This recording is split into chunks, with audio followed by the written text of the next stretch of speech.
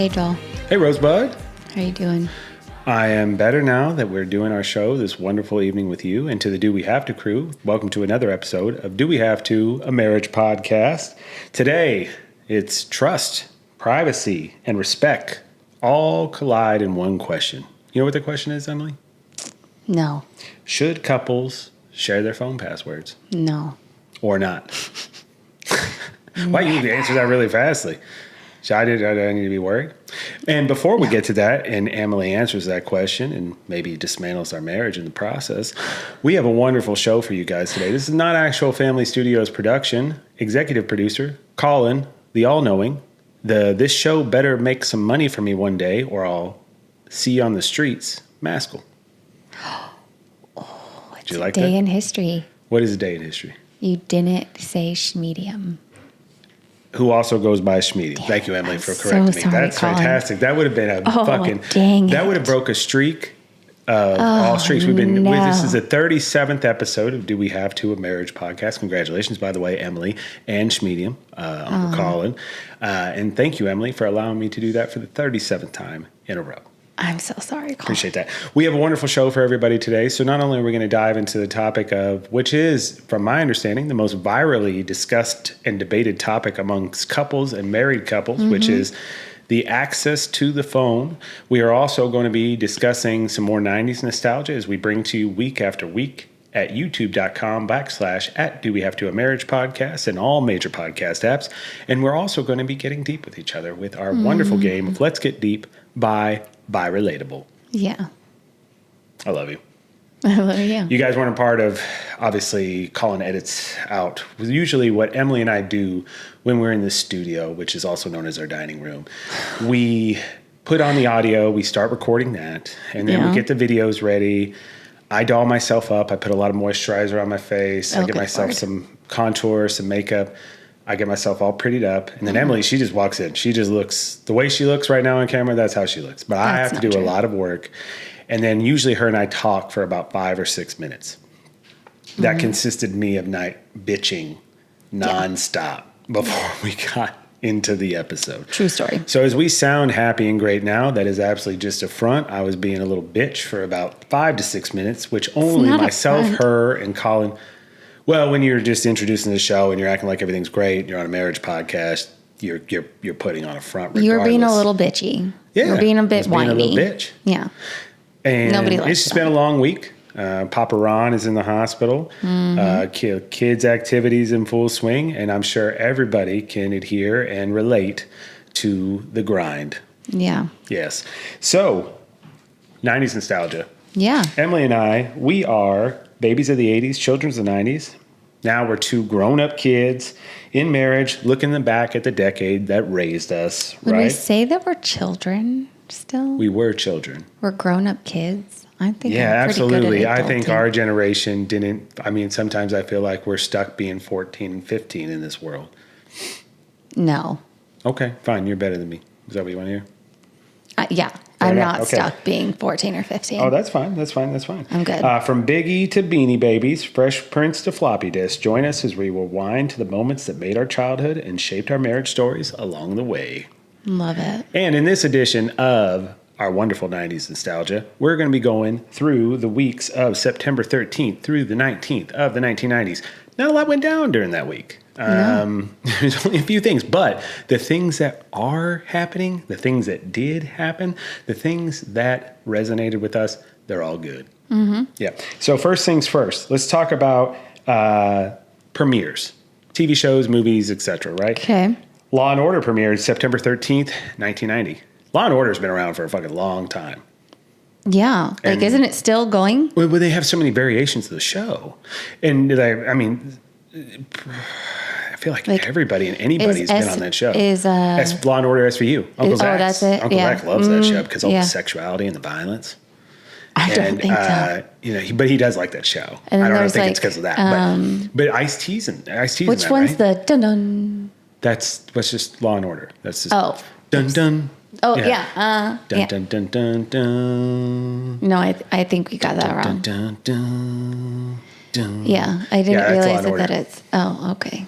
So anyway, that premiered in 1990 on September 13th. It's a long-running Dick Wolf series. I don't know who Dick Wolf is. I assume a writer or the writer of the show. Made its debut on NBC.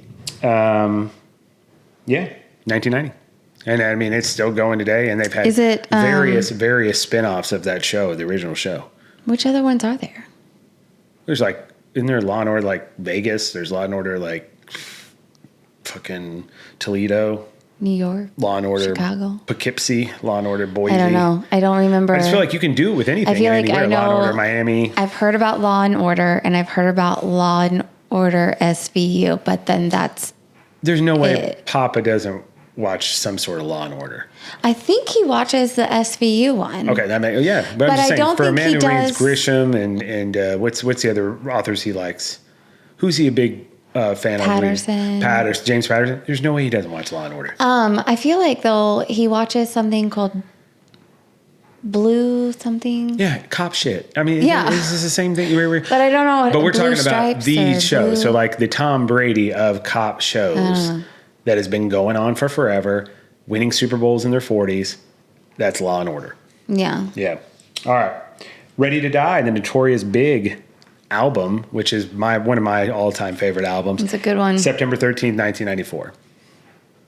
And I can remember the first song of that album I ever listened to because we were on the it wasn't when we were on the way, but it was when we were moving from North Carolina to Missouri. When we got here, it was October. We ended up going to visit my dad's parents in North Platte, Nebraska, which we're going to be heading back to this weekend. And I remember, I think it was there, I went to a mall and got the album in October. And then I listened to it, and it's one of still my favorite all-time albums. It's one I can listen to from beginning to end, and I really enjoy it. Miss You Big, rest in power. What? Nothing. Anyway, it was his debut album, though. As far as like his mainstream album, hugely influential in East Coast hip hop, and it features classics such as "Juicy" and "Big Papa." Although I think "Ready to Die," the song, is probably my favorite. Yeah, I Yep. like Big Papa though. Oh, I know you love it when you call me Big Papa. Yeah, I don't call you that though. Do you? No, Would you? no, Never. never. Never. Not even like a couple glasses of wine. No, 3 glasses. no, 4. no, 5. 5 and a shot. no, Big Papa then? no. Okay. All right. All right. Mariah Carey's Butterfly album debuted September that's a 13th, classic. 1997. I was back in North Carolina for this one. And remember the song Honey with Yeah. now I know he's not popular anymore. But Sure is remember not. Puff Daddy and Mace were in the video? It's fucking dope. Because that's when Puff Daddy and the Family album came out, and that was a banger of an album. was a good Regardless, song. yeah, that was a great song, and the video again is fantastic. Riding around in a helicopter. It's really not a lot to '90s. Like, although I will say, Notorious Big's "Hypnotize" from Life that's After a Death. great one. That video where they're like running from the cops in a fucking boat, and then they're driving away backwards. Oh, it's so good. Yeah. Absolutely love it. Miss you big. Fantastic Four video game for PlayStation launched in North America and Europe September 15th, 1997. I know that I seems didn't like know an that was a obscure video one. game. They started doing that. So this is where it's kind I of thought like, they were comic books. well, yeah. But then they said, you know what, we want to keep making more money because we like money. And so what they did is they started selling their rights to various companies, right? And Yeah. one of them being video games. And I know a lot of businesses do that. So they sell the rights, they create a video game. And, you know, it seems obscure now, but like that's not because Marvel, we're inundated with Marvel all the time. That wasn't the case back then. There'd be some X-Men video games, there'd be some licensing types of things like that, but like an open world, I don't even know if it was open world. I feel like it was kind of getting to that point. PlayStation type of game like that was starting to then really get into where you lead up 11 years later, and all of a sudden you've got the Marvel Universe starting. So like you're still 11 years away from them even mixing most comic book characters in a movie to an overall story arc. See what I'm saying? No. Yes. It was a Yes. good talk. It was good. And that is going to do it for our 90s nostalgia. Now, Emily and I, we always get deep into the 90s, and that Yes. always transcends in getting deep with each other. Deep with And I'm not each talking just about sexy other. time. I'm talking about learning more about each other and growing together in the art of love and marriage. And we do that using a fun game that was also utilized in a Hulu show called Secret Lives of Mormon Wives, which is about a bunch of well, they're not all swingers. I should see. I start getting off. No. Some of them were swingers and had relationships with each other and also part of the Mormon church. So obviously I want to relate my marriage to that. And we started playing the game called Let's Get Deep. But we're doing the couples version, and they have done the friends version. Well, you make that sound incestual, but we are doing the couples version. So there's several types of games. There's the Let's Get Deep couples, as Emily had mentioned, where if you're on a first date, you can use those icebreaker cards. If you're in a relationship, you can use a deep. If you're trying to get to know each other, or if you're in a marriage of 13 years like Emily and I, you can use the deeper cards. And then they have one for friends to ingrain and grow that friendship. And they also have some for the sexy time, which Emily has asked me to buy on multiple occasions. I'm planning on getting there for that for Christmas, and that's all she's going to get. No. And today we're going to be doing, like I mentioned, there's 3 types of cards. Today we're going to be doing the deep card as in last week's episode on youtube.com / Do We Have to a Marriage podcast. We did an icebreaker. Go ahead, Emily. Yeah. Lay it So now on we're us. going to do a deep one. Yep. And it is, if you decided to start your own business tomorrow, what would it be? I feel like we've had this one before, or something very similar to it. And I believe it would be a coffee shop / like... We didn't mix. Did we not? No, that can't be right. We did. We mixed it with Holy the pop shit. culture stuff. We did. We have gotten this But card. I prefer like a bookstore. You prefer it to have like comics Was it a and business? things. We did get this card before. We got to do a different card then. Where's the box? Out of reach. Is it out of reach? I can get it. I'll get up. I'll do it. There you go. Go get it, girl. Sorry, Do We Have to? For the first time ever on the show, Emily and I, out of 1,000 cards, selected the exact same one, even though we've only used 37 of them for the show. Yeah, I don't know how that So, happened, to be honest. goes to show you, if anybody wants to start a podcast, you can definitely do it. And you know what? Things happen, and you just got to roll with it. Okay, so here's a new one. Okay, let's do it. Is it better or is it worse? I think it's obvious. Between us, who is more cautious? What the fuck is that supposed to mean? Me. I'm very cautious. Really? So let's break that down. Sir, Go ahead. I would like to hear why you think that. I have more patience when it comes to strangers. I don't involve myself in altercations. I don't get Throwing out some dirty laundry happening right now. Go ahead. aggressive quickly. I very much like let everybody do what they're going to do, and I'm just going to. So we're just basing this interacting on with other people?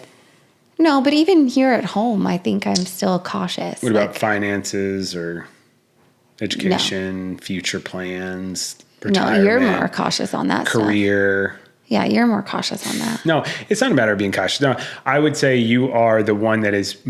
No, I would agree. It's you. I'm just giving you a hard time. I'm just kidding. Because you're the one that says, yeah. hey, let's pump the brakes for a second. Whereas I'm like, if I'm going to go, I'm going to go. Yeah, like I like to overanalyze decisions. Mm-hmm. To the point where you get analysis paralysis. You make decisions and that's it. That's final. That's also that's can what's be a gonna little happen. analysis paralysis as well. And I'm trying to put him on Front Street, but I don't call him. Why? Sometimes we'll talk through stuff, and sometimes it's just like we'll just talk if I allow it, or if he will allow it, we'll talk about it for forever and not do anything. But I think that You do it's that okay. too. Sometimes it's okay. I didn't say it was a bad thing.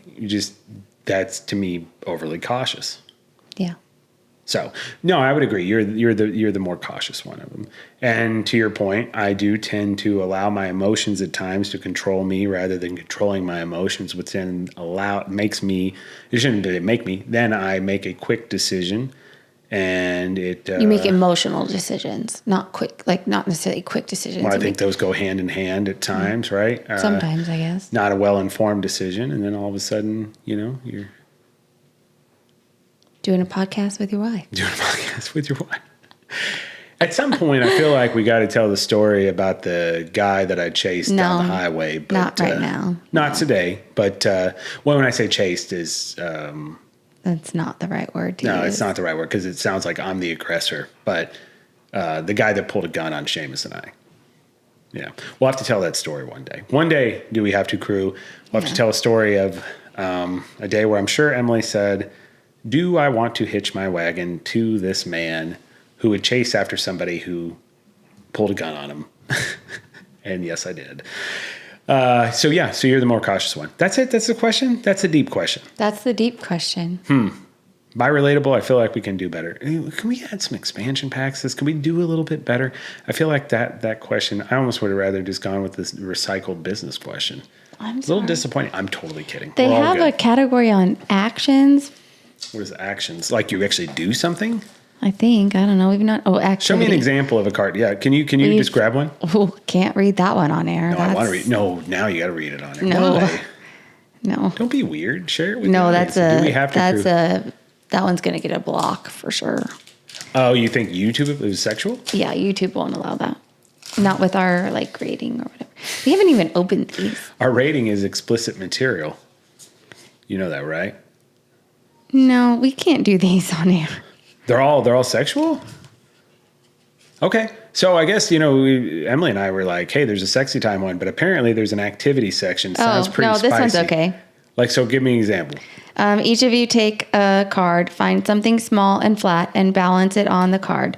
Then try to gently toss it to your partner for them to catch on their card. Okay, I'm going to be honest. I hate that. And that just makes me not want to play it anymore. Do your best impressions of each other.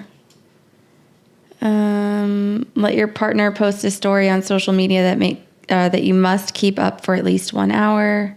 Okay, well, you know what? We're not doing a good job selling this game, but I will say for majority of the time, for 36 episodes now, it has been a fantastic thing for us. Don't let the activities and the couple of the cards sway you. Highly recommend. You can get it on Amazon, Target, or any other major provider or retailer, which does not sponsor us, and you can access that game, and I highly recommend. Oh, dear. Yeah, no, we can't.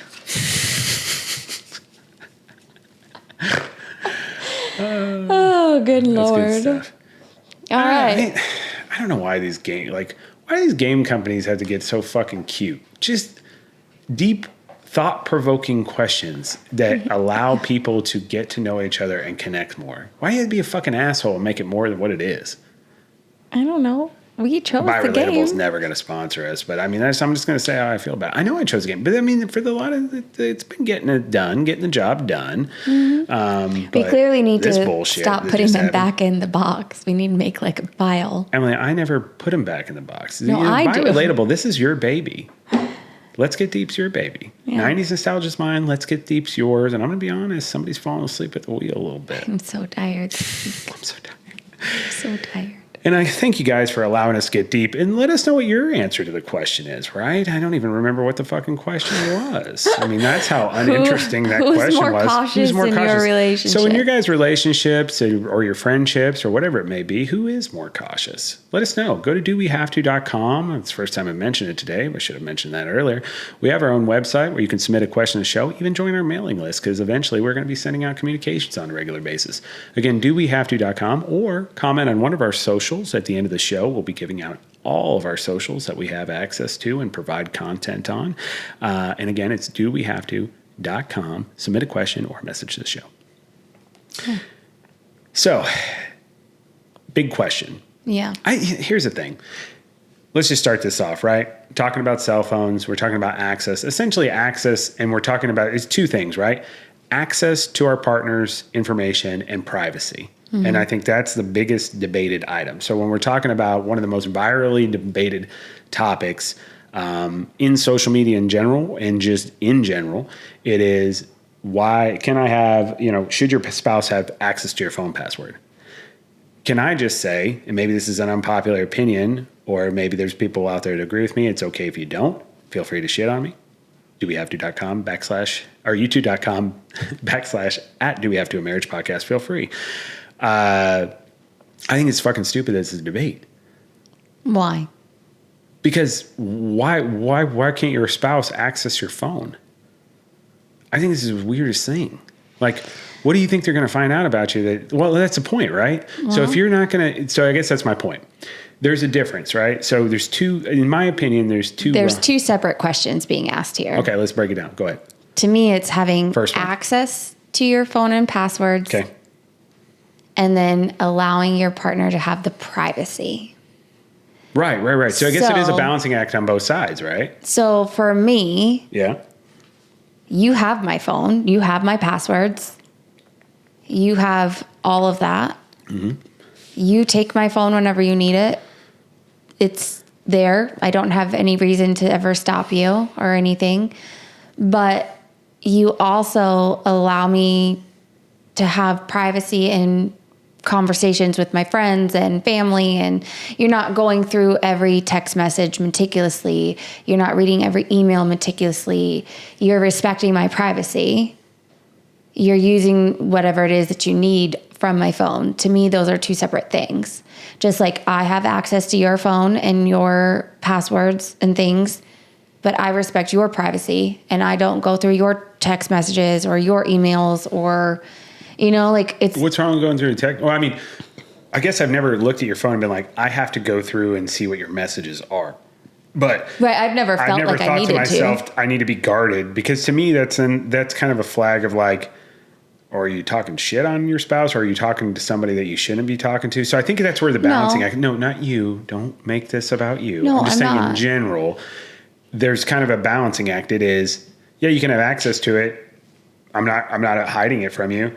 Why do you need to check everything? So there's both sides of it, of like, if you're hiding the fact that, or if you're like very protective of like, I don't need to be shown. And this is not, we've been dating for let me preface this, right? This is not, we've been dating for 2 weeks and all of a sudden it's like, hey, I'm going to access everything about your phone. This is established relationships, right? Can we say that? Absolutely. That's the litmus. This is like full on commitment. Like you're in a committed relationship. Yeah. So if you're dating and somebody's being insanely weird about the phone, or they're being very guarded about the phone, I don't think it's necessarily the time to either jump off the ship or not. Mm-hmm. I think it's time to explore that, then I think that's potentially a flag. Yeah. If that continues. But like if you're 2 weeks in a relationship and you're flipping out about needing to have access to their phone, you're kind of being an asshole. And then if it goes further and you're more of a committed, if you go further and you're in a committed relationship and then they're still not letting you have access to the phone, or they're being weirdly guarded about it, they're being an asshole.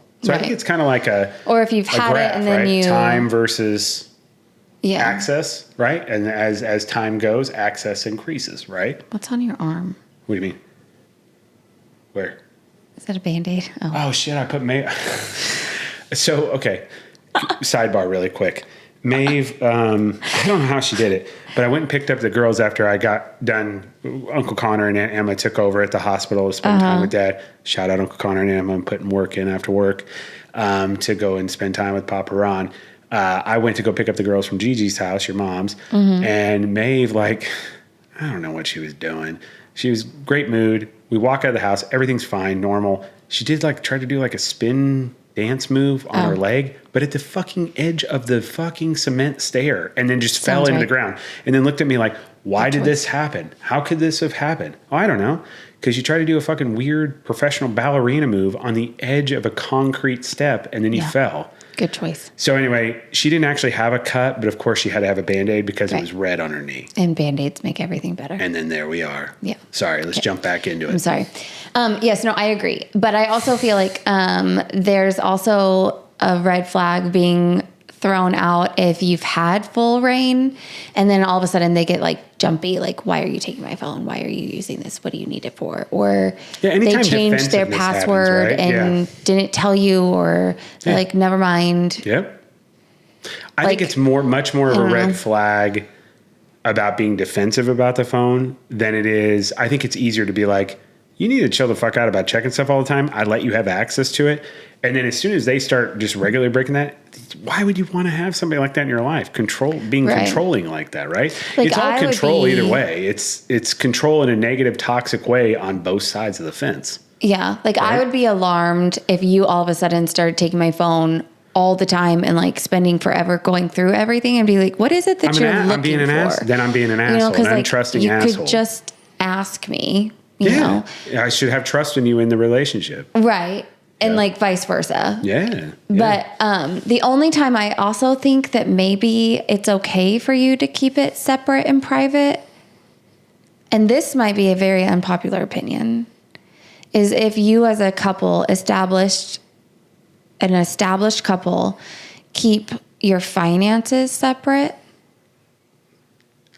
then... But you still would want... I mean, the only time I've ever been pissy with you about looking on my phone is during Christmas time or your birthday, and you're fucking snooping around Amazon. That's why I hate sharing an Amazon account. When I say hate it, I don't mind sharing an Amazon account. I like it. I'd prefer we do. It's just you can't do anything to surprise or like get something without the person knowing. You know what I mean? That's the shitty thing. So there's this lack of element of surprise and being able to do something kind for the person you care about. But that's a problem. That's a good problem to have. That's not a... But like we do share the same accounts for like everything. And I think for us that works. But maybe some couples keep that separate. So like maybe... It's not wrong. You know, as long as it works for you and you're being respectful. If their finances are separate and they don't share like the Amazon account or the bank account or they're like we have Apple. So like they have separate Apple accounts or whatever.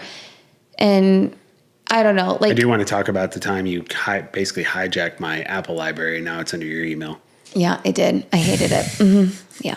Yep, I did that.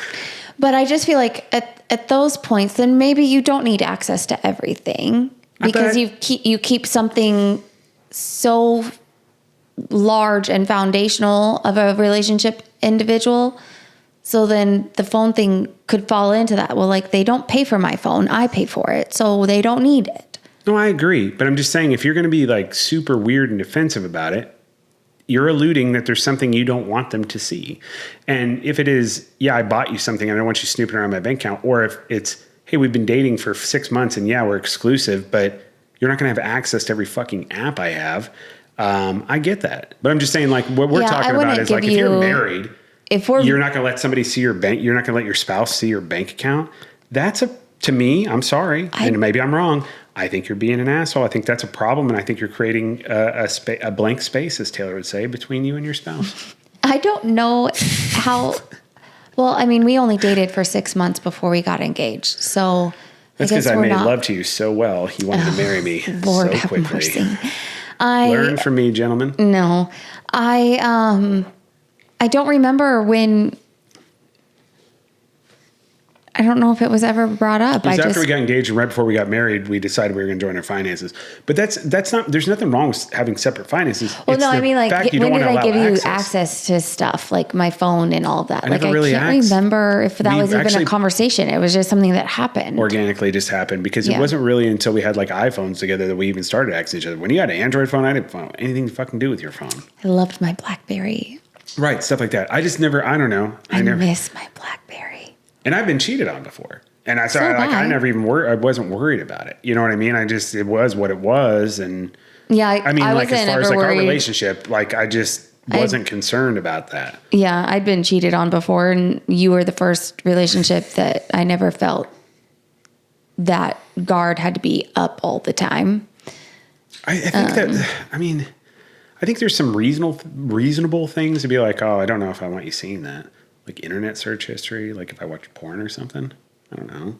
You know? I don't have that on mine. You've never watched porn? Not on my phone. Oh. What do you watch it on? I don't know. I'm not saying we watch it all the time. I'm just saying like we're red-blooded human beings, right? That have children around us all the time. And sometimes we don't have opportunity to be intimate with each other. I guess for me, like if I were going to be awkward about anything, I wouldn't want you to misconstrue something I looked at as like something that's an issue with our relationship or something weird. I guess that'd be something I'd be I'm just trying to think about something I might be defensive about. Dark romantic novels. That's what. Yeah, you read dragon porn. I don't read dragon. So my cousin Ashley, another sidebar, guys. Sorry, I don't mean to do so many sidebars, but this is fantastic. My cousin Ashley, shout out Ashley and Tyler, who live in Louisiana. It was one scene. In the book. In Bossier. They actually just got Emily recently into fantasy. Emily's never liked fantasy. No. And all of a sudden, Emily wants to watch Lord of the Rings. No, I don't. Now she's reading this thing, which is kind of like a mixture of Harry Potter, dragons, and porn. No.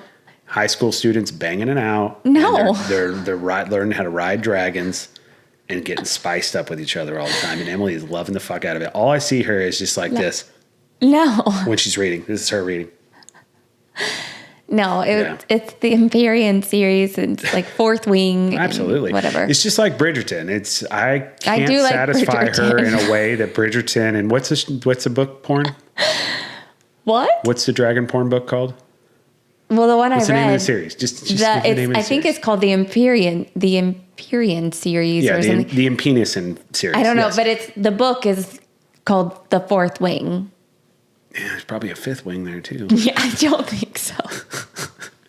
All I'm saying But is, it was like, I didn't expect it Right. in that book. And then it was like, I sent Ashley a text message and I was like, there should be a warning. absolutely. This came out of nowhere. You're talking about spiciness, right? Yeah, it got That's spicy. my point, right? So I guess what I'm But- trying to say is to round it back to our discussion about access to the phone. I think there's some things we can be insecure about that may initially create some defensiveness of allowing access to the phone, but that's Yeah. where you need to be having those conversations and communicating and being in a healthy spot. Yeah. I think honestly, the phone thing is a great indicator of where you're at with your relationship. And it is a pass or fail. I really think, I don't think there's a lot of gray area I never here thought with of the it like phone, that. right? It is, you guys comfortable? Like, are you comfortable with your partner, with your phone? If you are, you're probably heading to a good direction. Doesn't mean there's not things you can continue to work with, but from a communication perspective and openness and feeling trust in your relationship, that is a fantastic test. And if it's not, I might be rethinking what's going on, or at least need to be thinking about what can we do to improve those things? And if my partner's not moving in that direction, maybe time to reassess. Yeah, I think so. I've never thought of it that way. But it's also like, I know I have your password for like Facebook and stuff, but I don't log in and look at stuff. What do you think I'm doing on Facebook? I don't know. Searching 20-year reunion, high school size, trying to pick up some ladies. No, I think your Facebook is actually pretty boring. I think it's but actually- so is mine. Mine's a bunch of like house decor and Mine are Halloween pages and Christmas pages, and then our oh family. no, that's my Instagram. Yeah. My Instagram is like makeup, Maybe it's just us. Maybe we're the skincare, problem. paint colors. Maybe we like just don't I have don't an know. exciting life of like I seeing really other don't. people and having exes that are trying to find us and those sorts of things. Yeah, I don't have any exes trying to find me. Not anymore. My point is that I don't know. I'm just saying, like I said, it is a good baseline test of where you're at in your relationship. I definitely think that's the case. And I think it Yeah. opens up a lot of opportunity for discussion and what are the things that make us uncomfortable or insecure. And you can grow and work from that. But if you allow it to, it could be something that tears your relationship apart. Oh, I definitely agree there. I think it could become something very toxic and very resentful if you use it as like a weapon. And I think if you're sitting around and the person you're with is being an asshole about the phone all the time and like not letting you see it and fucking gaslighting you, being like you're an asshole for wanting to even access it, even though they're being weird with it, like they walk off when they get a phone call or they're very like trying to keep it away from you. It's a very easy tell. And I think sometimes we tell ourselves what we want to see or hear in a relationship. Just look at the signs.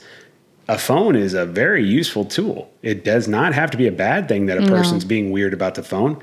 It's a good thing because they're telling you right now they're an untrustworthy partner that is not worth your time.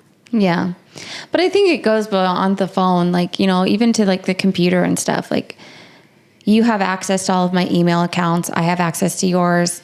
I think it's important that we have access to each other's things. For one, in case of like an Well, if emergency. something happens to you, I mean, for me, it's And just about then- accessing things that keep day-to-day life moving forward. Right. And then it's also like a convenient thing because like if for some reason something's not working on a phone, I can log in for you Yeah. here at home or vice versa. Or, Right.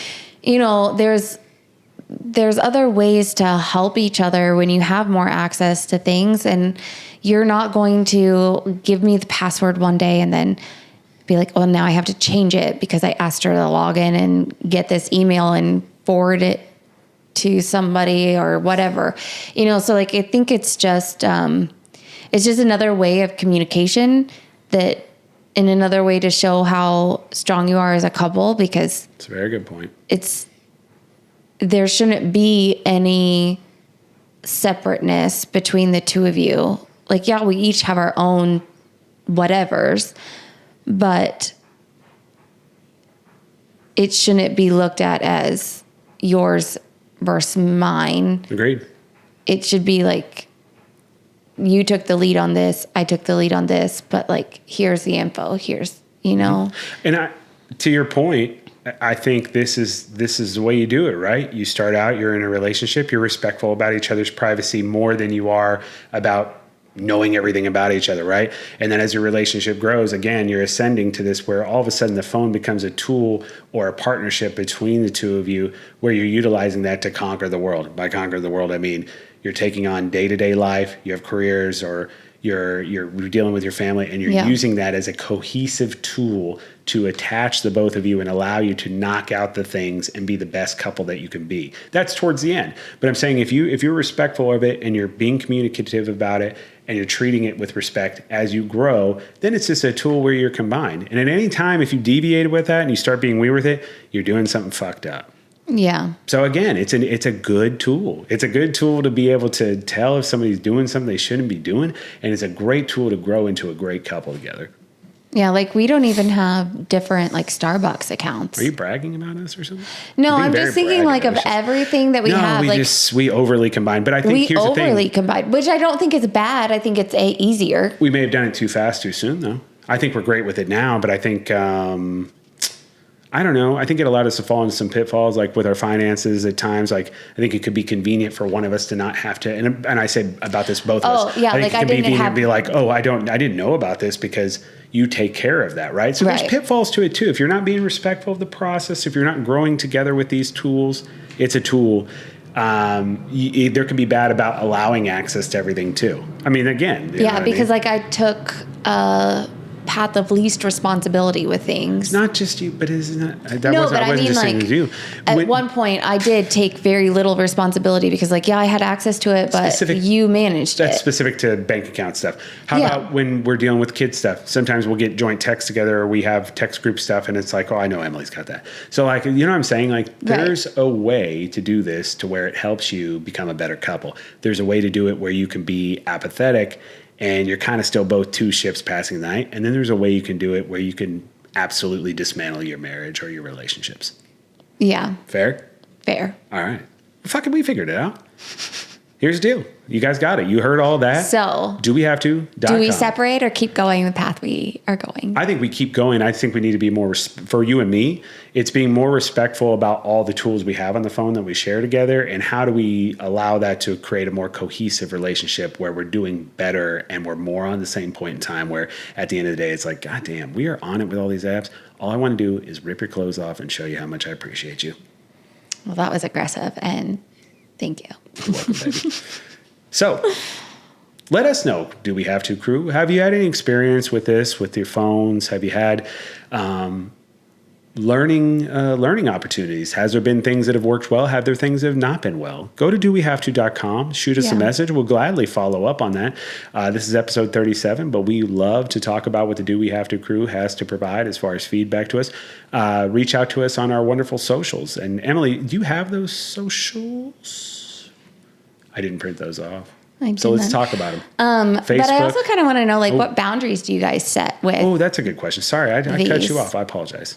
Like, you know, we don't really have any boundaries regarding our phones or our accounts or what we have access to for each other. Birthday, Christmas time, it's like, let's not look through all the transaction history. Let's be respectful.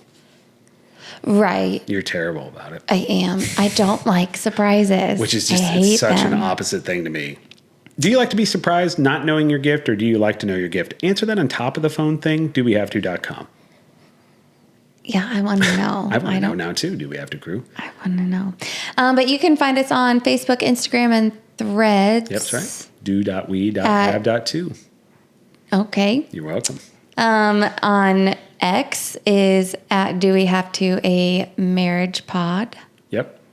Peloton, you can follow Sean at Do We Have To Pod KC. Good job. You can follow me at Emily_in_KC. You can join our team, which is Do We Have To Crew. What other No, that's it. Just Instagrams? TikTok. Oh, TikTok is at Do We Have To Pod. Yes. Yep. And then normally, guys, or for Peloton journey, so Emily and I, we've had a wonderful health journey that we've experienced together over the last 3-4 years. Every week on the show, if you join our team, which is the Do We Have To Crew team, you can follow us and you can join our team. We also have a hashtag or a label as well, which is Do We Have To Crew, which you can absolutely use. We announce the top 20 every week on the show. Not today, because we're doing an elongated challenge. So we'll get back to our weekly announcements next week. But again, go to Peloton, and you don't need any of the Peloton machines to actually use the Peloton app. It'll track your the amount of time you do for strength training. It'll GPS follow your run. It will just time your run and give you an update based on your height and weight as far as how many calories you burn. It'll track it and allow you to participate in these wonderful challenges with us. So get healthy with us at Do We Have To Crew. Yeah. Yeah. And to everybody out there, thank you so much for listening to the episode today. It was a wonderful topic. And again, it'll be available at youtube.com/@Do-We-Have-To, a marriage podcast, and all major podcast apps. Emily, what do you got advice-wise for the wonderful Do We Have To Crew before we end this episode? Be kind. I love that. Be kind to one another. You know, Katie sent me a video earlier. Aunt Katie. Was it the one I sent her earlier today? No, I don't think so. Aunt Katie, who is not my actual sister, but I've probably considered her a sister since I was fairly young. Yeah. Or younger, in my 20s. She has a knack, and I hope most people have this type of relationship in their lives where you haven't talked to them or had any interaction with them during the week, and yet somehow I don't know, it's like a sixth sense or something like that. They send you something or they reach out to you in a way where it's like, I did not think I needed that, but that was something I needed. Mm-hmm. And she sent me a video today, and it's been a long week. As I had mentioned, my father is in the hospital. There's just a lot going on right now. And like as everybody does, you just have those weeks where the week and getting through it is a grind as opposed to, and you kind of lose sight of it being a privilege. And she sent me a video, and it was this dad. I thought it was a comedian, but he was kind of up top, or he was talking almost like at a comedy shop, but it ended up being more of like not a one-man show, but like somebody talking about their experiences and kind of being funny while they're doing it, but having a very strong message. And he was talking about making dinner in his kitchen with his daughter, and he dropped a plate. And it was like one of those weeks where it was like, are you fucking kidding me? Are we really here? And so he picked up the plate and he put it back together because he was worried about it happening. And he put it back together and it looked real funky. And his daughter said, well, that looks weird. And he goes, yeah, it sure does. She goes, but I'm glad we put it back. I'm glad we kept it. And then he started talking about his experience about almost killing himself and all these relationship issues he's had. And yeah. To his daughter? Just in general to the audience. Oh. And explaining, kind of taking it back to that moment of like, yeah, there was a time where I almost ended it. You know, the plate almost broke and didn't pick it back up. But I picked it back up, put it together. And it's not a beautiful plate. It's weird, but it's a plate. And I'm glad that I did it. You know what I mean? That was something I love that. Yeah. And that's a shout out to Aunt Katie. So it was a very cool thing. So everybody out there, you may feel like you're trapped in darkness. You may feel like you're under a rock. You're not. You know what you are? You're being planted. And so just remember, we're out there with you. Everybody keep doing the best you can do. And thank you so much for listening to the show. Yeah. Love you, Rosebud. Love you, crew. Oh, I love you too. Bye. Bye. Wake up, I'm about to shake up every little thing, show you all that we can be. Come dance in my club.